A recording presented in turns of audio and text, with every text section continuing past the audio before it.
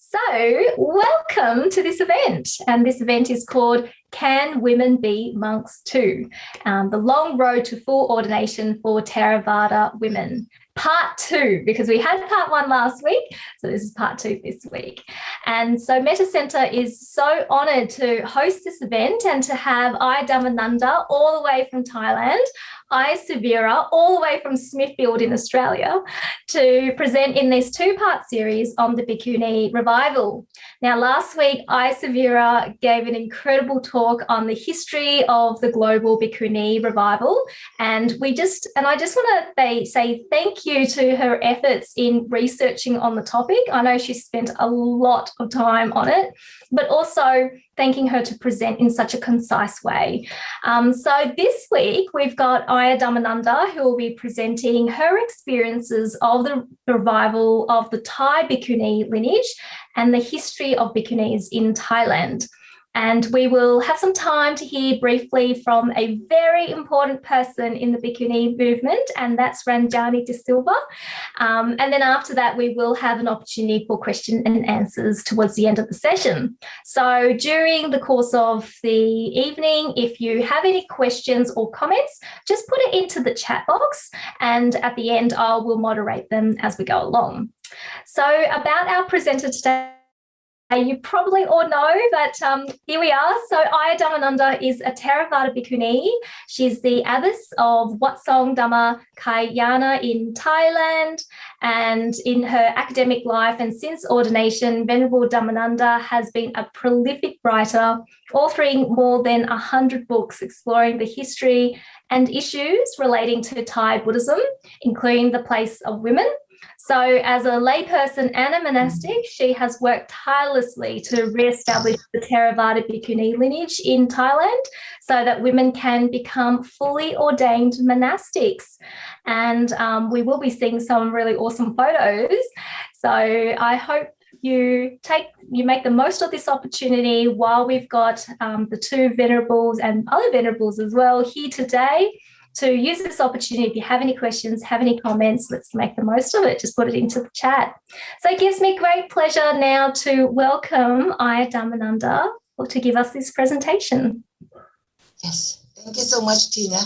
And thank you for the crowd, I don't mention the names, but Suvira, Gary, Joan and Lynn and Ranjani and Zen and everyone else. Yes, I would like to begin with my presentation. I go according to the slides.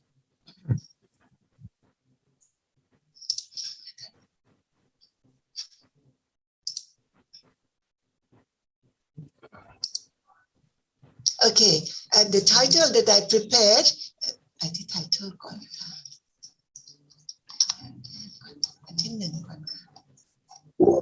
you there were photos, huh?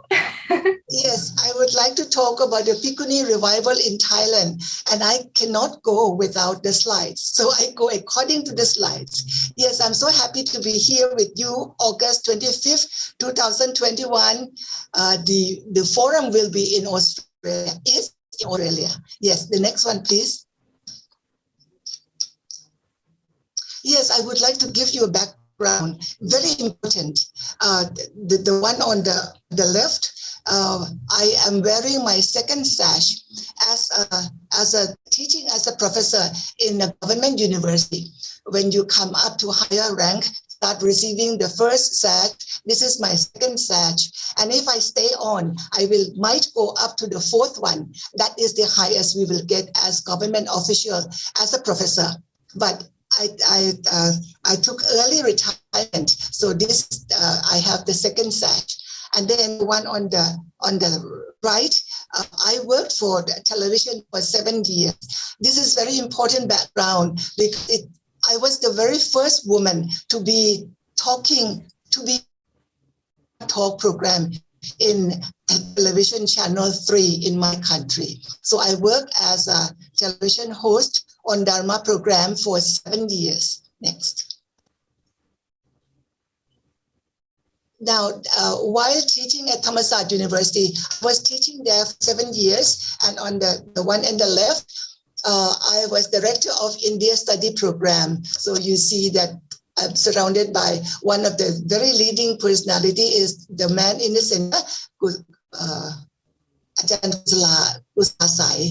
and then the one on the upper right, that was in the Dharma talk program with one of the senior monk. The one lower, I received some kind of award just before the next day. I would really take on the 8th precept. And this is the lower one is my first ordination. That is seminary ordination. That one happened in the year 2001. And the one above is the bhikkhuni ordination. The slide is misplaced. The lower one is seminary, 2001. The upper one is bhikkhuni, 2003. The day when I was shaved, I was shaved by Venerable Satasumana. You see Ranjani there. Ranjani, you see yourself there in the picture. This is recorded as is very, people said it's very historical, you know, and this cutting hair is symbolic of severing, cutting, removing your previous lay life completely. Next. 2003, I received ordination, and that was my teacher. She was so short, you know. She was from Naugala. She was pinning me, dressing me up, and then later on, Ranjani arranged for procession on the lower left. That is in procession. You see another Western nun. She is Venerable Sudhamma from Virginia. We were ordained together. And the picture on the lower right, I was among Sri Lankan nuns during my first upasambhada, first full ordination. When I said first full ordination, you note that I took actually 2 full ordination. The first one was in 2003. Yes, next. Yes, and the second one happened in 2005. I asked to be affiliated to Dambulla. And the Venerable Sumangalo asked me to be reordained again. So I was committed. I wanted to belong to Siang Vangsa, because Siang Vangsa is a lineage, came from Thailand. So this is, again, historic and very symbolic. So when he asked that I would be willing to take another ordination, I said yes. Ranjani was behind all this, you know, so Ranjani was the one who actually arranged everything for my seminary ordination, for my bhikkhuni ordination, the first one, 2003, and the second one, 2005. Next. This is back to my own temple. The main shrine is from my mother's time. I'm so lucky that the land is made. The main shrine is already built for me. I only need to continue her work. Sorry, I talk about Sima consecration. Very important. I was very concerned when I came back as a seminary. I knew that we are going to start bhikkhuni ordination in Thailand. And once you become bhikkhuni, once you start forming bhikkhuni sangha, you need to recite Patimokkha twice a month, and that must be done in a consecrated place with Sima. So this is a Sima. In Thailand, we have this kind of Sima. And then that was the very first thing I was aware that I must do. Yes, next. I myself, I know that after the first, once when you are fully ordained, the first two years, you have to stay with you. What was I to do? My mother was 93, and I couldn't possibly leave Thailand to come and be trained in Sri Lanka. So my arrangement was to invite my teacher from Sri Lanka to go to Thailand, to come to Thailand and train me. So now, my teacher, Venerable Satasumana, the one here, the one shorter one, she told me that in order to teach me to recite Patimokkha, we need to have bhikkhuni sangha. That is, we must be at least 4 together. So that was a time when I also invite the newly ordained Theravada bhikkhunis, Dhammanandi from Vietnam.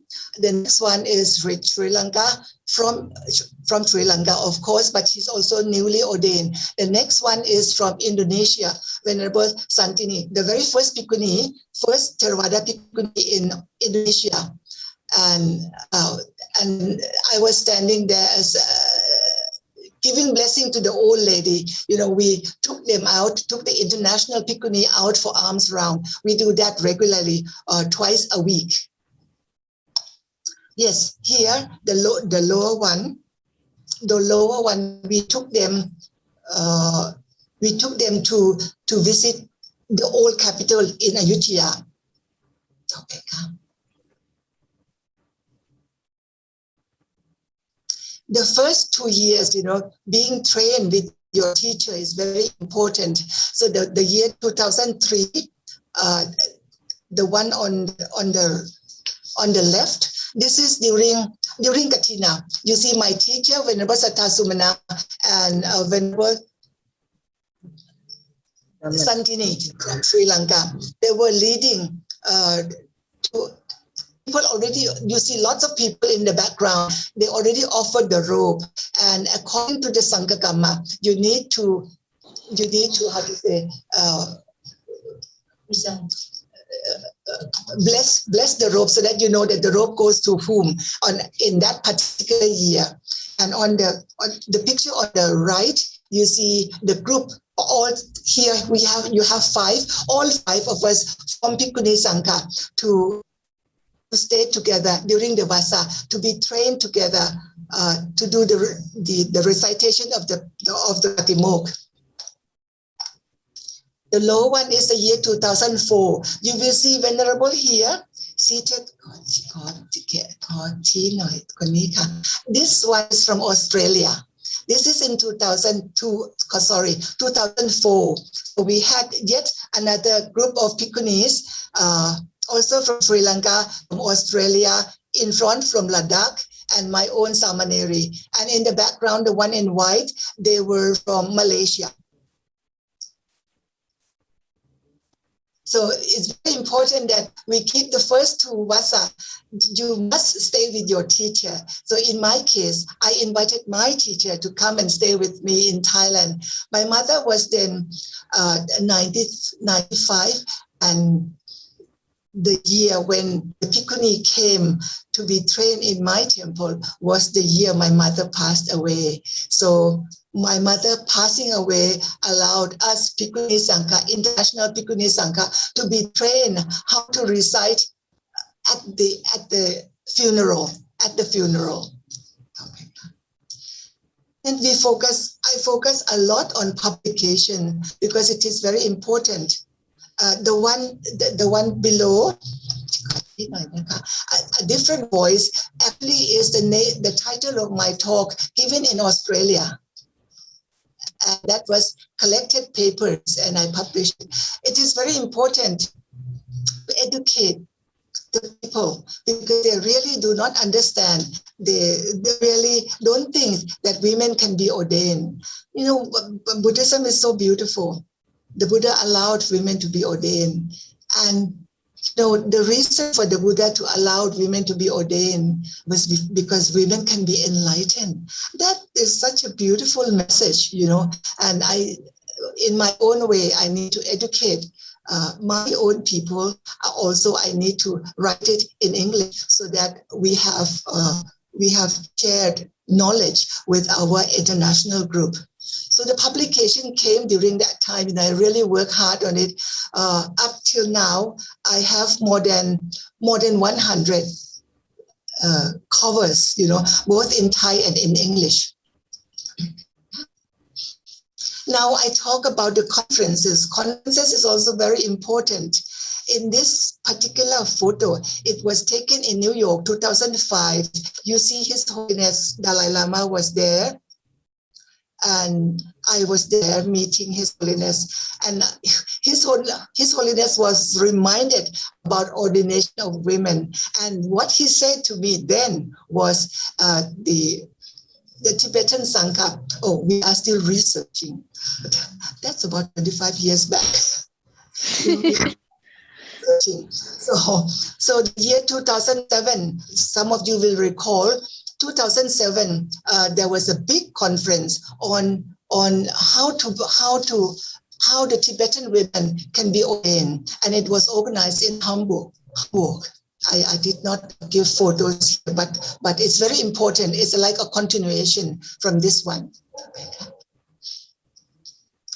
And then by the year 2015, I started ABC. ABC is very interesting. It's actually Asean Bhikkhuni Conference. Isn't that interesting? Asean Bhikkhuni Conference. As a Bhikkhuni standing here, you have one from Thailand, one from Vietnam, one from Indonesia, one from Malaysia, and one from India, representing 5 countries. So that was organized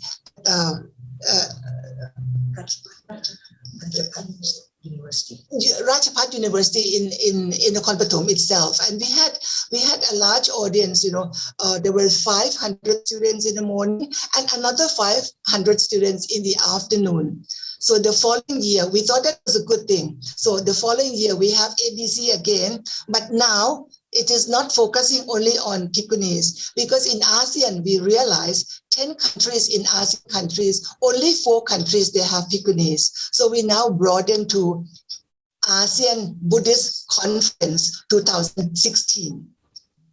You see on the stage, Bhikkhunis from many countries, Indonesia, Vietnam, Malaysia, India, lots from Thailand. And for the first time, you see so many Bhikkhunis on the stage with us, and also none from Myanmar, also presented here, Ladakh here, Bangladesh, thank you, Bangladesh. So Theravada Bhikkhuni start appearing on the horizon. And when you organize something like this, I think conference really answer our need. So next one. Now ABC, interesting, this ABC is getting larger. Now ABC still stand for ABC, but we don't have to be limited to ASEAN. Now A stand for Asian Buddhist Connection Conference. In the year 2018, we met in Indonesia, and the Indonesian women were such strength to organize beautiful conference. This particular photo is only monastic. We have yet another photo that is also the lay people. There were like 400 to 500 people attending the conference in Indonesia. You see the one here, you have Venerable Sujato with us, and in the back you will see some from Myanmar, some from India, and also in Vietnam, yes. ABC 2018, and we were supposed to meet 2020. We were supposed to meet in Nepal, but someone came to interrupt, as you might guess. So we could not go to Nepal, and we are still waiting whether we can meet as soon as the air is clear. So in the year 2019, there was a very interesting conference on Buddhists and Christian nuns in dialogue. Actually, the one who was behind this was actually the Vatican. The Vatican for the first time reached out for the nuns to have the space. And for the first time, Buddhist nuns and Christian nuns met. The place was for Guangsan, but the host, the one who was organizing it, was from the Vatican. So a very interesting meeting. Both photos we have here, it is from Taiwan. In Nepal, I try to organize conferences so that women become aware of the possibility to be ordained. But of course, they had women ordained since the year very early 1988. But when they return to Nepal, they are still wearing pink. It's not Jivara. Jivara is a sign of our ordination. As long as women do not wear Jivara, ordination does not happen. It's not recognized. So even up till now, they are still wearing pink. Many of them receive full ordination, but still wearing pink. So I was there trying to encourage them. I am afraid to say unsuccessfully. But nevertheless, we broadened the base to cover Buddhists in Nepal. 2019, again, I also went there, and you can see the Nepali nuns all in pink. The venue was at Mahavihara, what do you call it? Aksheshwar Mahavihara in Kathmandu.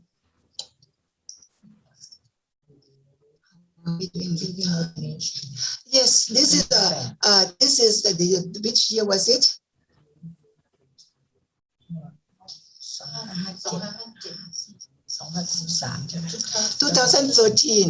2013, I gave ordination to Seminary. In my country, I am not allowed to give ordination, to full ordination yet. So as a most senior bhikkhunis in my country, I offered Seminary ordination, and this just before they take ordination, they are coming in as Nagini. And this particular photo I really like. You could see lines of them, 108 that year, 2013. 2013, yes. I give Seminary ordination 14. I give a Seminary ordination regularly. They stay only for 9 days. It's temporary, but I think it waking up the Thai people that, oh yes, now women can be ordained, even though they can be ordained as Seminary, but ordination is possible. And at least, this 108 women, they come from 108 family, and say each family, they have 5 members. You can multiply by 5, and then people at work, so the message about ordination of women is starting to spread out. The latest ordination that I gave is number 886. So from our temple alone, I have been giving this temporary ordination to close to 900 women. And I also travel to the north. I also travel to the south to offer the same temporary ordination as seminaries. And some of them, remain. Some of them remain, yeah. Yes. This is how we give Seminary ordination. You can see from the photo. The photo on the right is very impressive to me. As all of them, they bow down. You could see many of them.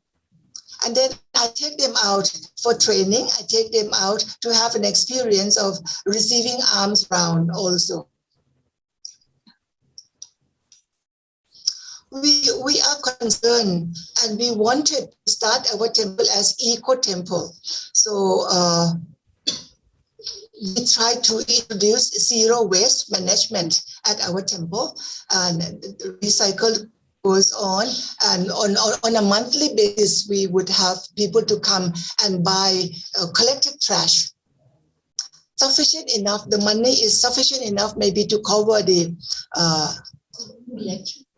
not electricity, only maybe 1,000 to 2,000 baht. Yes, and I do crochet work. This is from plastic bag. Plastic bag that the shopping plastic bags. We make bags from it. This beautiful crochet bags. That's the place where we collect our trash in order to recycle.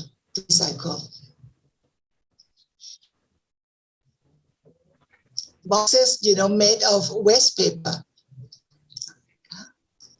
And weaving. This one is taken very recently. I just finished this one last week. Weaving from bags, yes.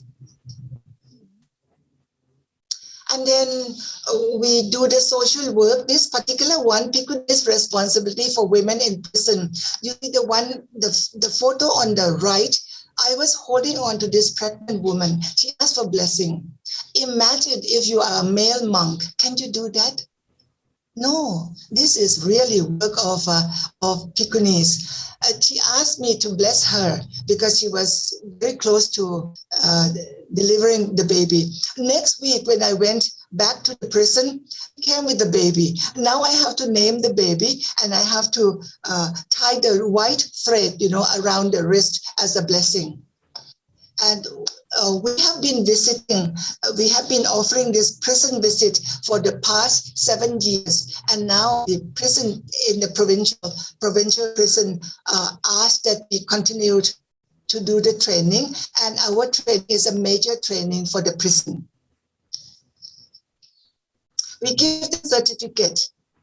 This is very, very interesting because each one who have been trained with us for 10 sessions will receive a certificate, and the certificate that can decrease the number of days that they are being imprisoned. Yeah.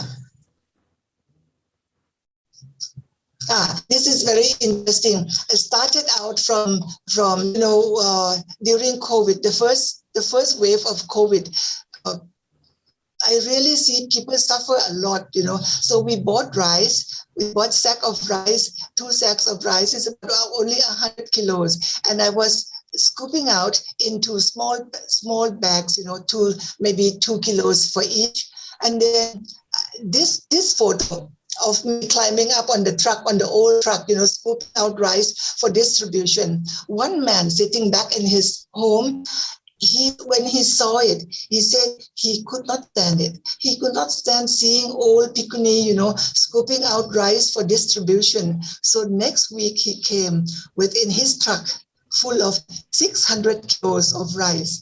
And he has been coming back to us. Now we receive more than 6,000 kilos of rice from him. And of course, we do the distribution on a weekly basis. The first time when we were hit by COVID, we were able to handle 40 families, 50 families. It keep increasing up to 200 families, when they come, and this was a distribution in front of the temple. You see our work, our social work.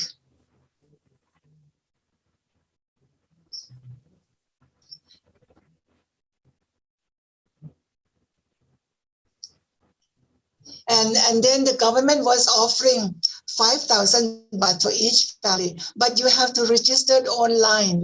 I was really, when you register online, it does not really reach the very, very poor because they don't know what is online. You have to have the mobile phone. You have to have a bank account. They never had bank account. They never had money enough to put in the bank, So all this, I realized that we were not really reaching out to the very, very poor. So we started our project, reaching out through our volunteers, and we offered them cash.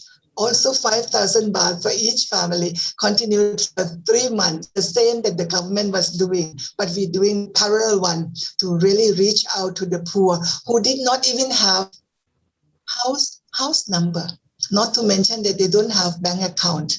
And of course, they don't have mobile phone. You cannot reach them. They cannot register online, so that was what we were trying to do. Not only human, we also reach out to street dogs. We have one sister here. She's ordained temporarily. She would go out to feed the dog maybe twice a month. When it is lockdown, the place where the dogs usually get food, like the school, they also don't get food enough. So take care of the street dogs as well. Teaching online, now it's becoming like on a weekly basis, Tina. It's like a weekly basis. My first Zoom was in June last year. That was Vesak, they arranged Vesak. And because of this sudden lockdown, we really have to educate ourselves how to get on Zoom. So this has become regular. And then I need to reach out to the bhikkhunis elsewhere, in Thailand, but they live in the provinces. So from our own class, we also reach them online. This is national monastic training offered in the year 2017. It is very important to me. I think the 2 years I received training from my teacher, bhikkhuni, I think it's very important that newly ordained bhikkhuni must receive monastic training also. So we offered our temple as a ground for them to come, and we try to offer them whatever we have. Yes, that is more or less how am I doing with my time.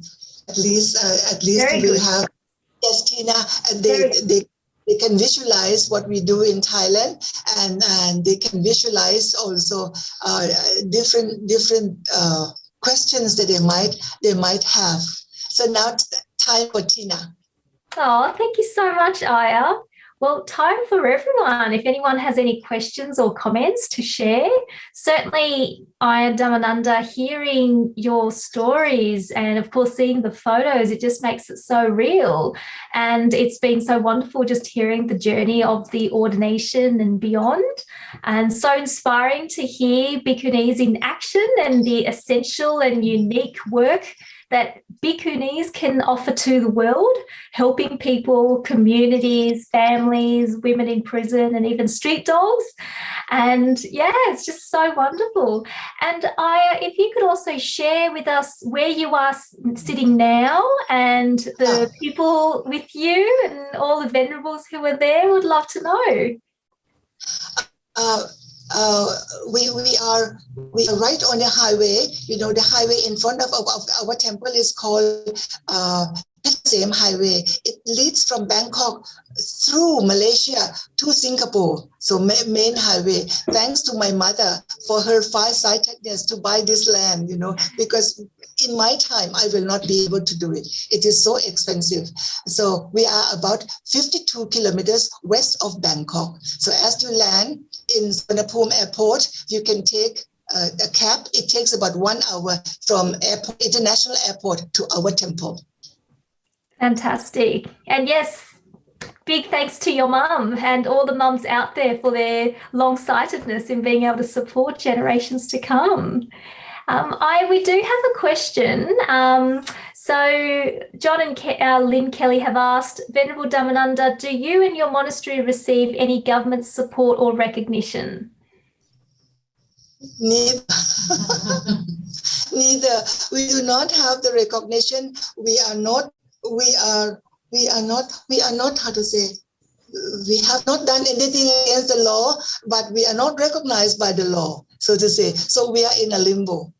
Mm. We are in a limbo. But when you walk out on the street, now after 20 years of my ordination, people recognize that women can be ordained and they start supporting. We do not have support from the government because we don't have recognition from them, for number one. But this, I think, will take slowly. It goes like this, Tina. The government, they say that it's not their business to say yes or no for the recognition of the women ordained. So they hand out the issue to the Sangha. Said the Sangha will decide, but the Sangha said that they no ordained bhikkhuni. It's not possible for women to be ordained in this time. You need to be ordained by the bhikkhuni Sangha and by the bhikkhu Sangha. Of course, we are ordained by bhikkhuni and bhikkhu Sangha, but still they do not recognize the lineage. So it is all their concern, not our concern. Our concern is to be ordained, to follow the path, and we do our work. To be recognized or not recognized is not my concern. It's not our concern from the start. Thank you. And a follow-up question is, are there any monks who support you in the work? Oh, yes, of course. Yes, very important, Tina, because in the Sangha Karma, we need to do the Sangha Karma, and the Sangha Karma need to be done by the bhikkhus.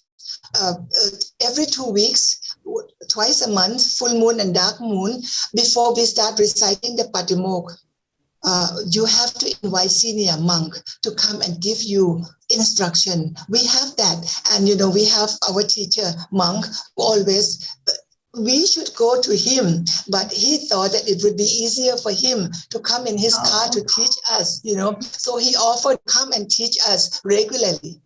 Yeah. This is also with respect to the Vinaya.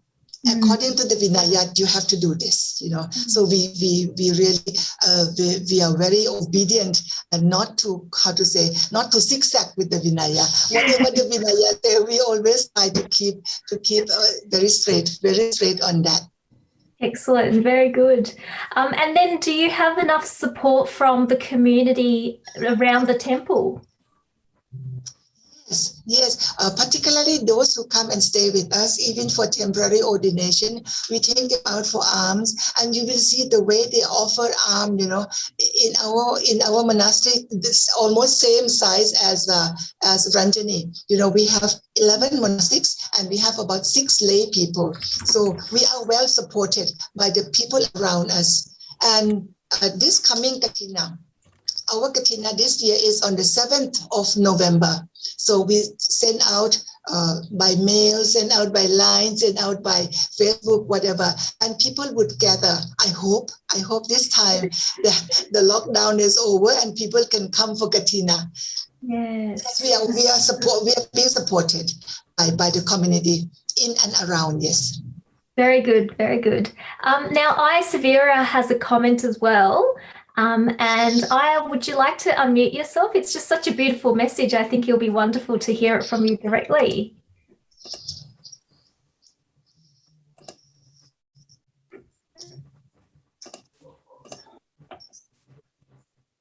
Oh, I think she's just unmuting herself. Okay, sorry, I lost to the Zoom screen on my phone, but I just wanted to say, Ayya Dhammananda, I was just so emotional, seeing the seminary ordination, because it's like a dream, isn't it? That's the dream, yeah. So the woman can do the papaja. So I'm crying even thinking about it. I just get so emotional. So thank you. So much. But I just have to wait for a long time, We have to wait for a long time until you are senior enough, to the first one I made, actually I invited the monks to come and give ordination. 5 monks came to give ordination to our seminary. And during that ordination itself, the monks, so I consider them bhikkhu because there are 5 of them. They said, "Oh, Dhammananda, you can do that yourself." That time I was about 5 years. I have about 5 years senior. In the Vinaya, you should have 10 years, providing the Sangha give permission. So in my case, I gave the first papacha ordination. I had 5 years senior. I was ordained for 5 years. But then later on, I waited, Venerable Severa, I waited until I was 12 years, 12 vasa before I start becoming Pawatini. As soon as I completed my 12 vasa, Venerable Mahanayaka, Mahinda Vangsa Mahanayaka from Sri Lanka, he appointed me in front of the Bhikkhu Sangha and Bhikkhuni Sangha, appointed me as Pawatini. So as Pawatini, now you can train women to be fully ordained. Yes, so it goes step by step like that. It takes time, Suvira. It takes time and lots of kanti, lots of virya. Yeah, kanti paramangta potitika. I had another question, Ayya. My second question is maybe for the benefit of our audience. Could you explain, if you can do the seminary ordinations, what the barrier is to doing the bhikkhuni ordinations in Thailand, and also if it's possible and if it's not inconvenient for your monk teacher, who's your present monk teacher in Thailand? I think I can say his name, no? I can say his name. Venerable Prakru Suthamanat. He is also abbot of a temple in the Konbatom, in the same province. And very interesting, in the ordination 1998, that was historical ordination, happened in India. That's how we started, the very first one for Theravada. He was there. This Thai monk, he was there. He saw the ordination, and he thought of it was wonderful for women to actually have this opportunity. So we keep in touch, and he is very willing to come and teach us.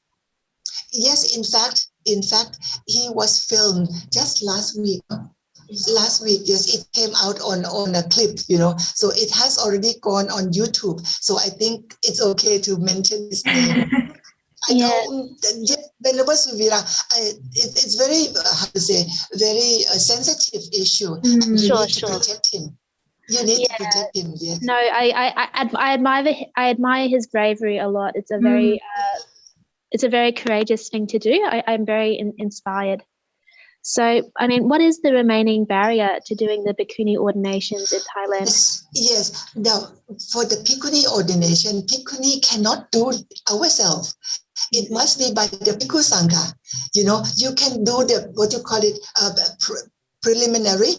You can do the purification for the candidates, but the actual ordination itself, it must be completed by the bhikkhu sangha. And when the bhikkhu sangha, the official one in Thailand, have not recognized, so therefore we could not do in Thailand. That's why we have to spend money to go to Sri Lanka or to India in order to do it. The latest one that we did happened in Bodh Gaya.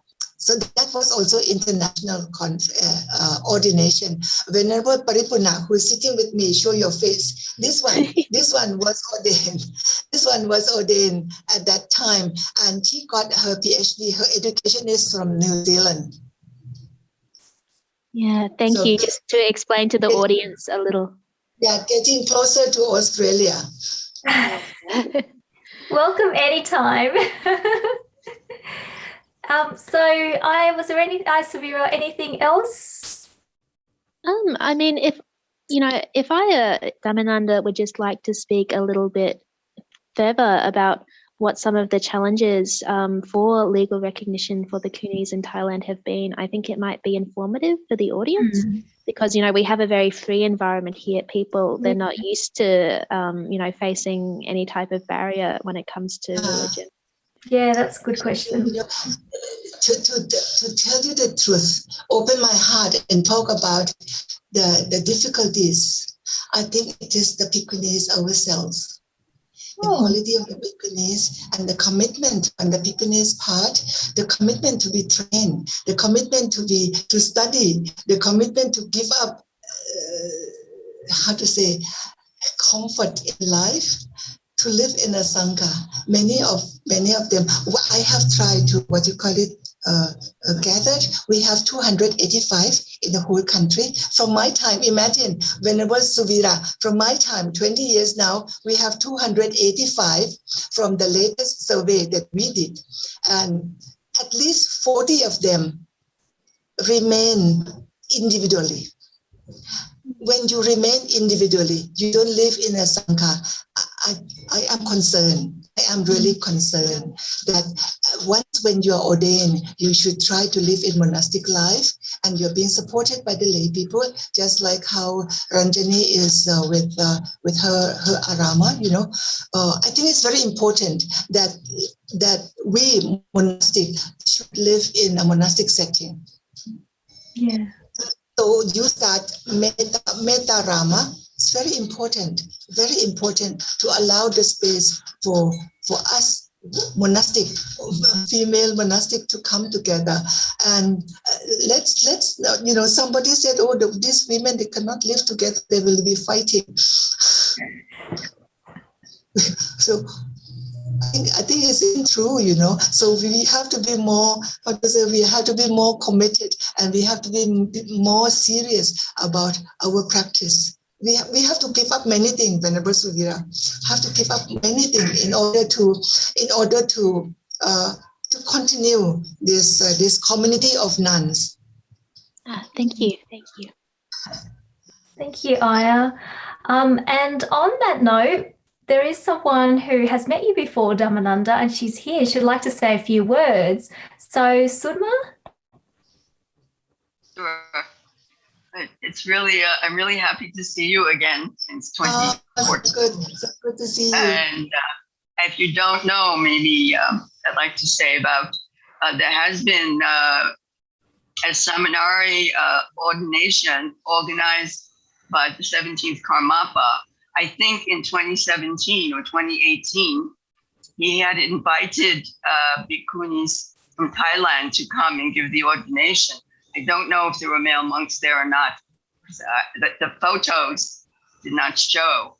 They showed the bhikkhunis from Thailand. Oh, I'm sorry, I wasn't speaking in the mic. Hello. Okay, we still heard you. Oh, you heard me? Yes. Okay. Oh, good. So I just wanted to share that with you. If you didn't know that in Tibetan Buddhism, there is some forward movement. They were ordained in the Dhammagupta tradition. And from there on, I don't know when the full bhikkhuni ordination will happen. I don't see any news, and COVID going on, all this. They had to live in their monastery as a seminary for the 2 years, 3 years. I'm not sure which, but anyway, I was very happy to see that. There are photos. There are some photos. It took place in Bodh Gaya.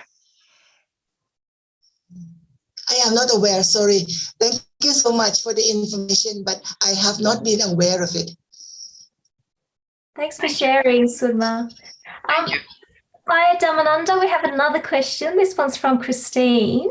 And she's asked, what kind of training did you undertake in your 2 years initial training in the Vinaya and so forth? Very interesting. Our teacher, Venerable Sathasumana, the first year she was not able to speak fluent English, so we had to speak through translator. The translator is also a bhikkhuni from Sri Lanka, but slowly she picks up, and within that basa, somehow she was able to teach us more fully.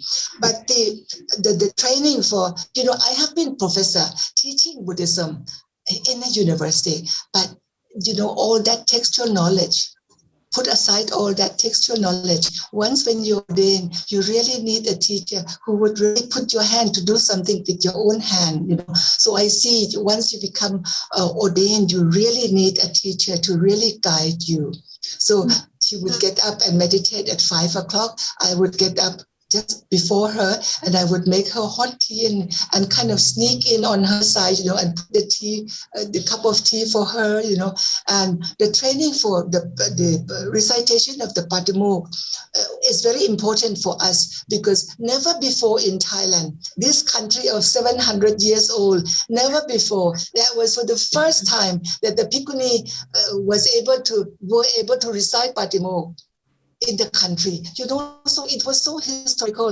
It's what you call it. I get my hair raised, when you talk about that. And it was a training that we learned from her, from our Sri Lankan teacher. And also, she was teaching us from the Vinaya book in Sinhalese, of course. And she was opening Sinhalese book. The teaching was actually the teaching for the monks, but she was reading it out aloud and translated into Thai for us. So together, we go out for alms together. We do different things together. I was very keen, and as I was sitting in front of her, sometimes I would have puzzle face, She noticed that I was not, I was having question. Then she would turn around and she said, "Oh, Venerable, do you have any question?" She was so polite, so cute. Then I said, when she was teaching me how to make mark on the rope, and she said, you make this mark, pintu kapang, Ranjani would know, pintu kapang, to make the mark on the rope. She said, make a dot as big as a peacock's eyes. How do I know how big is a peacock eye? I cannot teach my student how big is a peacock's eye, So I have to ask her, Venerable teacher, how big is this peacock? So I just give you an example, to see the relationship between a student, a disciple, and a teacher. It was very close relationship, and it is learning from each other.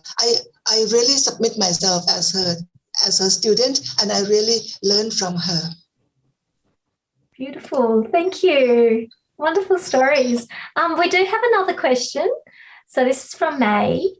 Dear Venerable Dhammananda, given all the troubles that you went through to be fully ordained, what were the change in practice you were expecting to gain by becoming a nun? I would have thought that there are more duties and chores being a nun and starting a monastery than if you are practicing at home after retiring. Yes, that question came along sometime. When the Buddha established the fourfold Buddhist, bhikkhus, bhikkhunis, laymen and laywomen, the Buddha expected that these four groups of people will continue his teaching into the future. And in my country, one is lacking, so it is imbalance. So what I am doing now, with the complete trust that I have for the Buddha, that I must keep up what the Buddha gave us. The Buddha gave us the bhikkhuni lineage. I can practice as a layperson, but that does not fill in the gap that has been missing in this country for 700 years. That is my responsibility. Somebody said, if you want to be bhikkhuni, you go and become bhikkhuni elsewhere, not in Thailand. I said, why? I belong to this country. I have to do it in this country. So it is my responsibility. I really feel that it is our responsibility. The more you have respect for the Buddha, show it in your action, not only in your words. And this is how I show it in my action. Do I answer your question? I think so.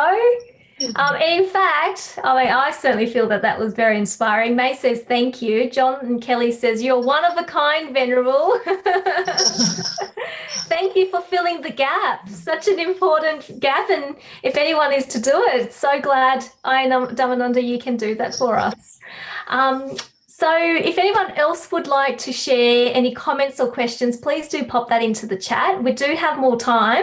But in the meantime, what I would like to do is, there is someone who's very special who's on here today.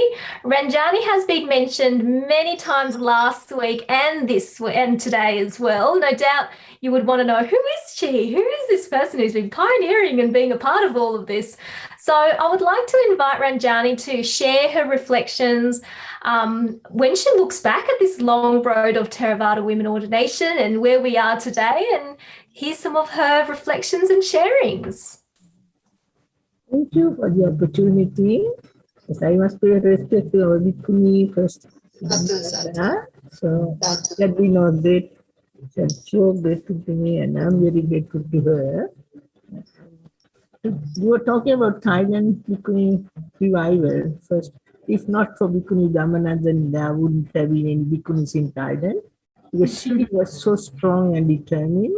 I know what she went through. What a lot of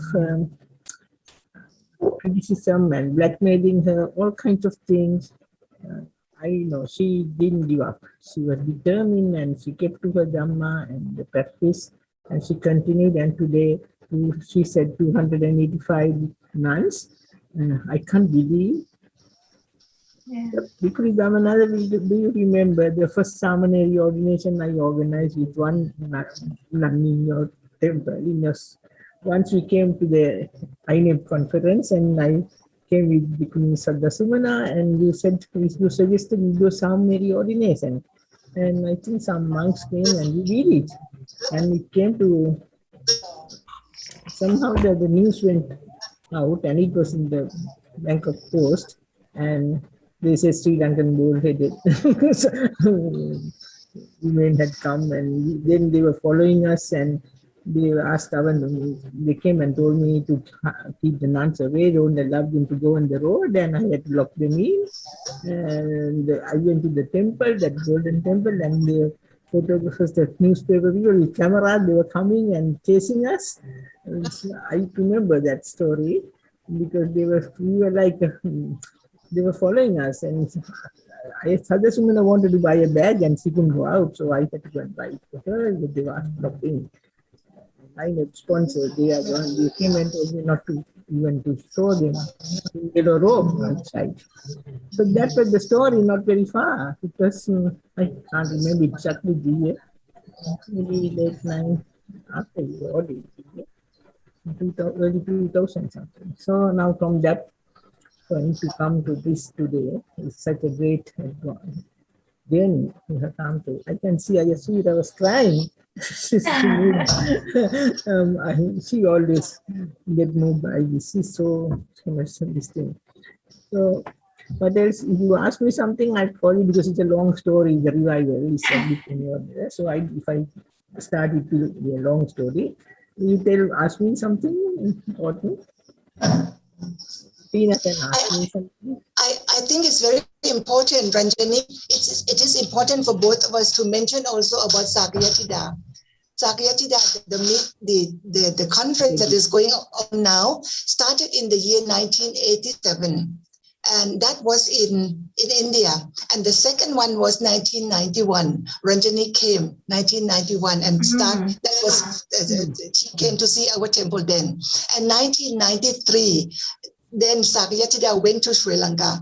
And Ranjani almost single-handedly, she arranged this. So she's a real organizer. I did not trust her. In the beginning, I did not trust her because she was speaking and there was no paper, nothing. I always write down on something, and here this lady, no paper at all. She was talking, everything was from her head, So I went in and together we work. And only when we work together, then this friendship really become very, very strong, and it's long lasting. So actually Sakyatida started only in Sri Lanka. The previous one in India and in Thailand was not called Sakyatida. It was called International Buddhist Nuns Conference in India. And then the second one in Thailand, it was called International Buddhist Women Conference. And the third one, only then it is called Sakyatida.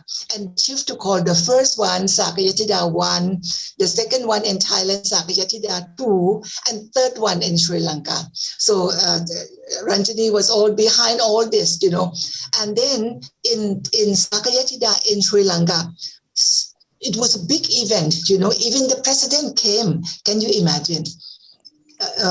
And then this one man offered the land. And that's where she built Sakyatida Training Center in Sri Lanka. And when I heard about this, I was international Sakyatida president something.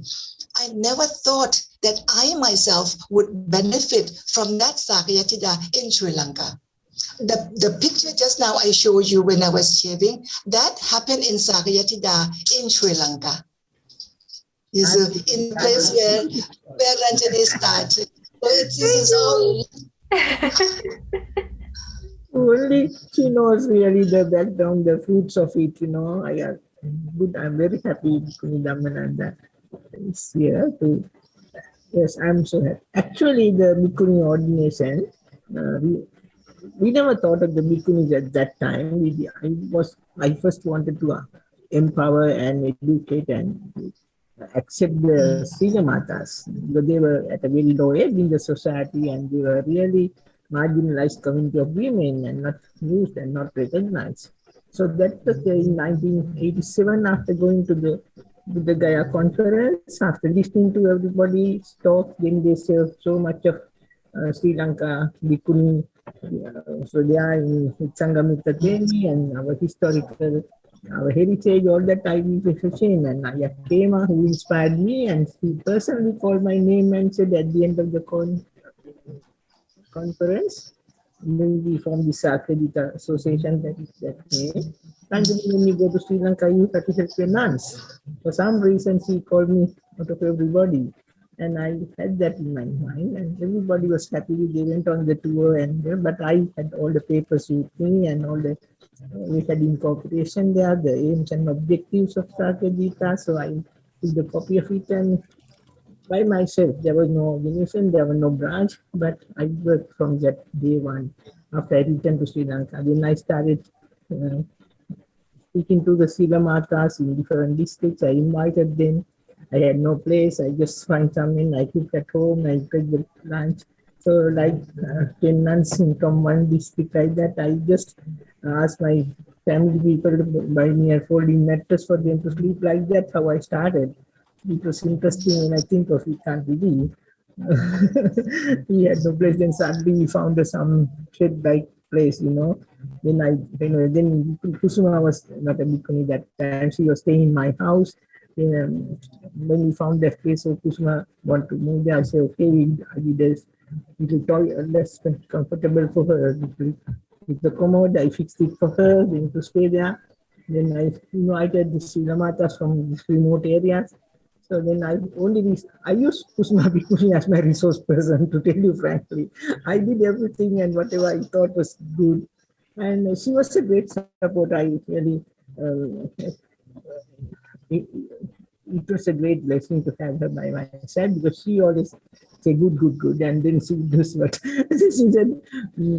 I really made use of her because of her knowledge in Dhamma and Pali. I do other things, everything. I get ideas. I put into practice. But she does the teaching, and then she can do that. That's what she can do, the teaching Dhamma. Then another couple, I invited another lady to teach English, and so they were. I think have some verse that they were making poems for me, and they were crying at the end of the 10 days when they left us. So that is how I started playing the Silamatas. So no bhikkhuni. Then the monks themselves called me and said, what are you doing with this nuns? And then thank you, Venerable Sarathero. He was the president of the Mahabodhi India. Also, president of some Sangha Council, Korean Sangha Council. He was very close to the Korean Sangha. So, we didn't know about bhikkhuni thing. They themselves, monks themselves called me and said, and Kusum and me, what I doing, and can you see that 10 nuns to work in the Mahabodhi? That is how we started. Then finally, it ended up as a bhikkhuni ordination, and it's a long story. I had to cut down short. So Koreans sponsored, and Kusuma was in white, still at anagarical life. Then she had to, Kusuma and I was sent to Korea, and she done the Patimokka, and she stayed there. I returned home, and I organized a Seminary ordination. So finally, I traveled to Sarnath with the 10 nuns. But the word bhikkhuni was a buried word. It was actually, it has been erased from the history. It was erased. The monks themselves said before, our Upajjhaya Bhikkhu said, this subject was not considered as important as the bhikkhuni Patimokka, because there were no bhikkhunis, and they do not expect any bhikkhunis to be here in this Buddha's time. So they said, just for that reason, no monks studied about it, and even to propose, there were no subject was not there. So when the word bhikkhuni was it was like a word, threatened word, even up to now. So they are not approved finally, but still, to take it off the ground, it was the biggest problem. When I organized the Sakyajita conference, approval was not given even to have the Buddhist Women's Conference. I think Bhikkhuni Dhammananda, she was the president that time. She got a letter from the ministry. It is not, I know the sentence that they wrote to you. It is not possible to hold such a conference in Sri Lanka. So that is what I thought. I said, how is that? You can't stop women having a conference, or the women around, Buddhist women around the world want to come to Sri Lanka. It's a women's conference, because they fear the thing that after having international women come in discussing, it will lead to the bhikkhuni thing. So I had to get permission to go to the senior monks. Told me to go and speak to the monks on the board to get the approval, and they said I can go. They wanted me to give a letter in writing to say that we will not discuss the word bhikkhuni, but they discuss the bhikkhuni. Then I told them, we are not discussing bhikkhuni, we are trying to empower the Silamatas and get their frequencies and bring awareness. So that was you can imagine the conditions they start. is why it's important, because it was a groundbreaking thing that the revival. It may be some loopholes, there may be so many people say 96 ordination is not that perfect, but if we did not do that, the second one wouldn't have followed. So you can ask me a question because it's a long story if I can't too much. So, I just told you the way, and so many are threatening us, and they say, Madam, a person like you doing things against Vinaya and Dhamma, and then threatening. I said, you have been saying this for 1,000 years, and threatening us not anymore with me. I said, there's so many people approach me and say, you can't do these things. So Ranjani, it seems like there was a lot of people who were involved to make this happen. Yes. Yeah. And so I was saying it seems like there was a lot of people who were involved to make this happen over the years. Just an incredible journey that you have all come through. And Ayya Dhammananda, if it's okay, just going back to some of these questions, because I think this talk tonight has been really inspiring for a lot of people, and these questions that have come up, I think, speak to that. So Ranjani, thank you for sharing all of that, and some of these questions I think perhaps you would be interested as well. So the first question, Ayya Dhammananda, is a question, any information on temporary ordination? So if someone is interested in temporary ordination, how would that come about? Yeah, very interesting. Every time when we organize international temporary ordination, it is international. We have people from outside, from the United States, from many other countries also come and join. They just wanted to experience this monastic life for women for 9 days, So that is possible without COVID, that is. Without COVID, yes. So when we are open, then usually it is very open, and the ordination itself is for free. We don't charge. We don't make money out of ordination. So everyone can come and join. I think one clarification I need to provide Venerable Subira, why I was ordained twice. Why I was fully ordained, not seminary. I was fully ordained as bhikkhuni twice. The year 2003, I was arranging my ordination with Venerable Tataloka. And he said, oh no, wait for 2004. I am organizing a big international bhikkhuni conference. Somehow I insisted that, oh, Venerable, I cannot wait. I have already completed my 2 years as seminary, and I should have my ordination this year. I insisted. So I received my full ordination to become bhikkhuni in February 2003. What happened was, towards the end of the same year, he died. He passed away. And 2 months after my full ordination, my own mother passed away. That will explain to you, Tina, why I insisted that I must receive my full ordination then. So when Venerable Dhammaloka passed away, I thought I need to be connected. I need to be affiliated with senior monk in Sri Lanka. So I approached Venerable Sisumankalo, who is now Mahanayaka. And he was talking in Sinhalese. He did not want me to listen, He talked in Sinhalese to Venerable Satasubana, my teacher. He said, go and ask her whether she is willing to be reordained again. So when we came out, then my teacher told me, I said, yes, I will be reordained again in order to be affiliated to Dambulla. So that was why I was reordained again. I did not give up my first ordination. It was only like a confirmation to the year 2005. So that's why I talk about my two full ordinations. Thank you, Tina. Thank you. So double blessing, really. I hope, Tina. The next question is from May. She says, I think you also, and this is probably because earlier you were talking about your mum and she perhaps asked this question around that time. So her question is, I think you also felt the responsibility of the mission started by your mum. Do you think this played a key part for your calling? Yes, yes and no. Yes and no. You know, if my ordination is only for my mother, it will not last. It will not last. I told my mother, you know, that I was not ordained because of her only. But the way I said it, you know, I must be stupid. I said something that really hurt my mother. It really hurt her. She would be happy if I said, you know, I'm willing to be ordained to fulfill my mother's part. No, to be truthful, because. Welcome back, Ayya. Okay.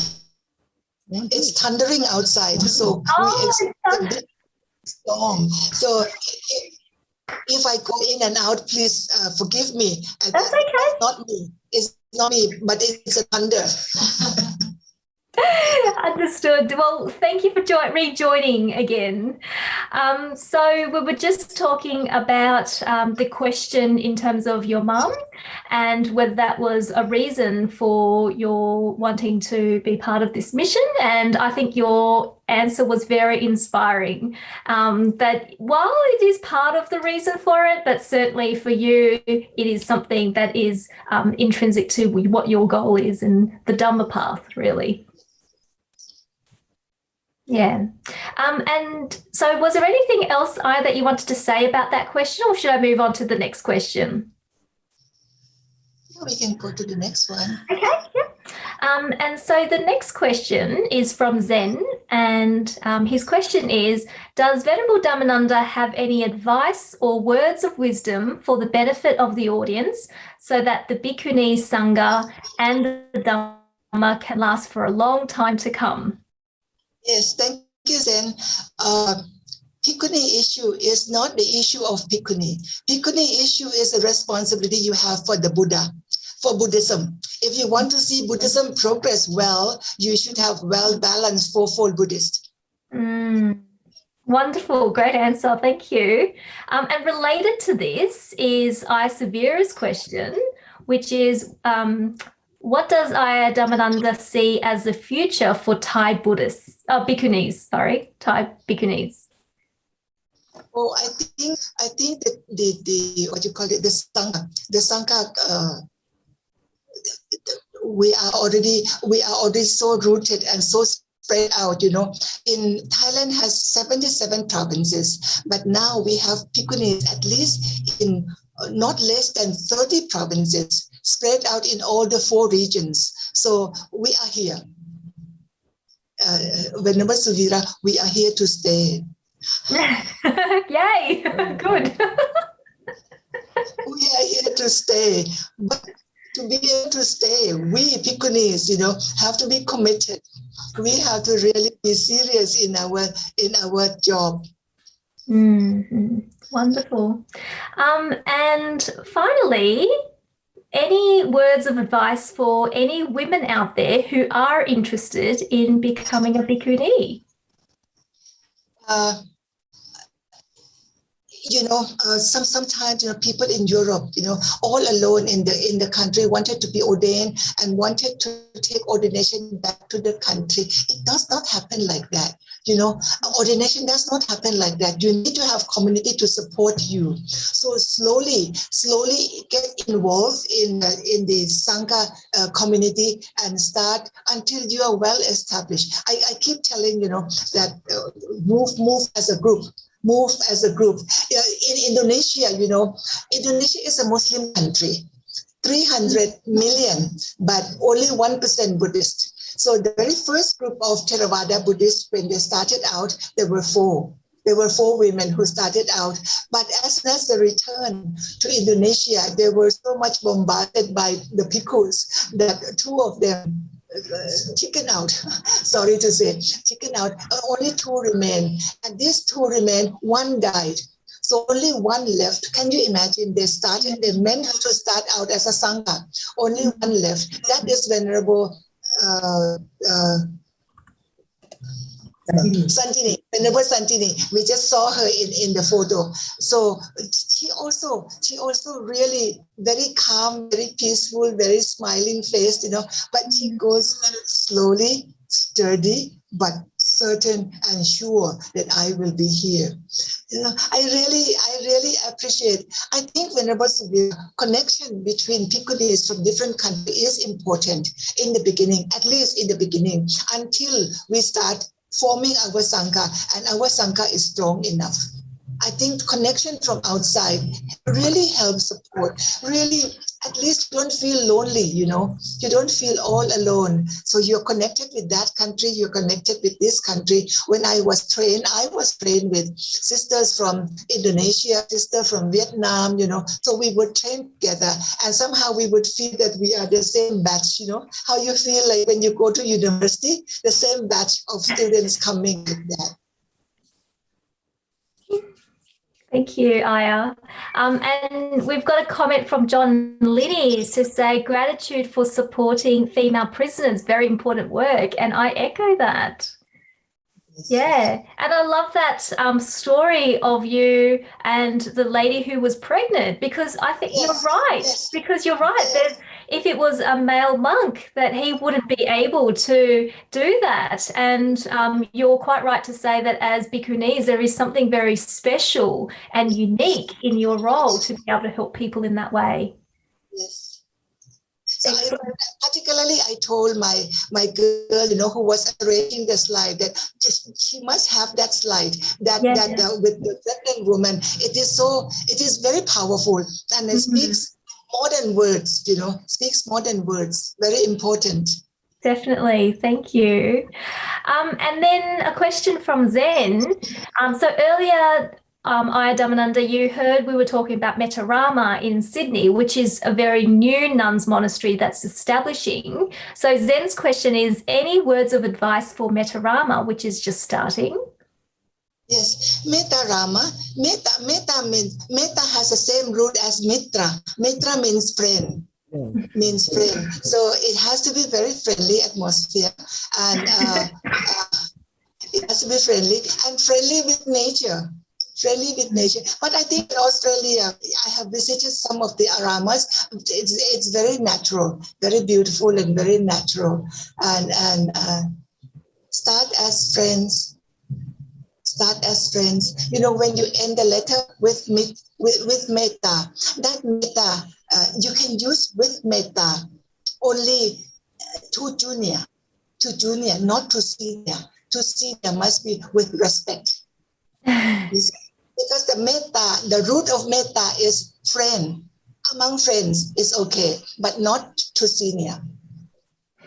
So I'll keep that in mind. Thank you. Because I do end emails with metta. Yes. Thank you. And I also want to invite Ayya Severa in the last, as we come to an end of this session, if there was anything that you wanted to add by way of a closing or any questions?